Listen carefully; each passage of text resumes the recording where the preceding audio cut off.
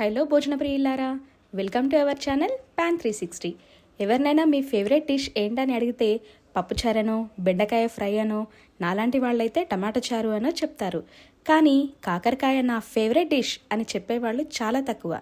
ఇప్పుడు నేను చేసి చూపించబోయే కాకరకాయ పచ్చడిని మీ ఇంట్లో చేసుకున్నారంటే కాకరకాయ కూడా మీ ఫేవరెట్ లిస్ట్లోకి చేరిపోతుంది.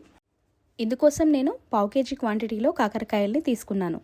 నేను తీసుకున్న కాకరకాయలు పెద్దగా ఉన్నాయి కాబట్టి ఇలా పొడవుగా ముక్కల్లా కోసుకున్నాను. ప్యాన్లో ఆయిల్ని హీట్ చేసుకొని కాకరకాయ ముక్కల్ని ఫ్రై చేసుకోవాలి.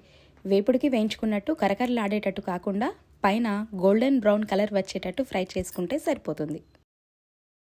ఇప్పుడు ఒక చిన్న పోపు గిన్నెలో ఆవాలు, జీలకర్ర, కాస్తని మెంతులు, 1 టీ స్పూన్ ధనియాలు తీసుకొని డ్రై రోస్ట్ చేసుకోండి.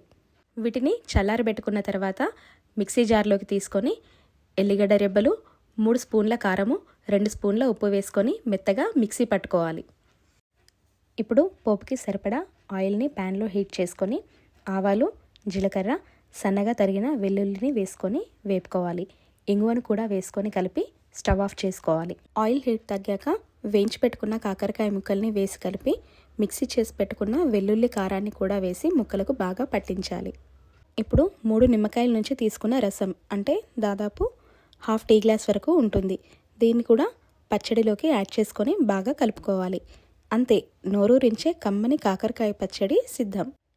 ఇందులోని గింజలు కూడా తినేటప్పుడు పంటకి తగులుతూ బాగుంటాయి. ఇలా కానీ కాకరకాయ పచ్చడి మీ ఇంట్లో చేశారంటే కాకరకాయ మా ప్లేట్లోకి వద్దు బాబోయ్ అన్నవాళ్ళు కూడా ఇంకో ముద్ద పెడతావా అని అడుగుతారు. యాక్చువల్గా ఈ కాకరకాయ పచ్చడిని చేయమని మన వ్యూవర్స్లో ఒకరు అడిగారు. మీకు కూడా ఏదైనా రెసిపీ కావాలనుకుంటే కమెంట్ బాక్స్లో చెప్పండి. మా రెసిపీ కనుక మీకు నచ్చినట్టయితే లైక్ చేయండి, షేర్ చేయండి, సబ్స్క్రైబ్ చేయండి. మరిన్ని వీడియోస్ కోసం మీ పాన్ 360 ఛానల్ని ఎంకరేజ్ చేయండి. Thank you.